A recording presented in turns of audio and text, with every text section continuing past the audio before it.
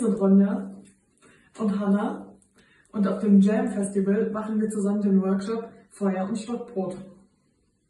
Genau, wenn ihr zu unserem Workshop kommt, könnt ihr schnitzen, ihr könnt Feuer machen und Stockbrot.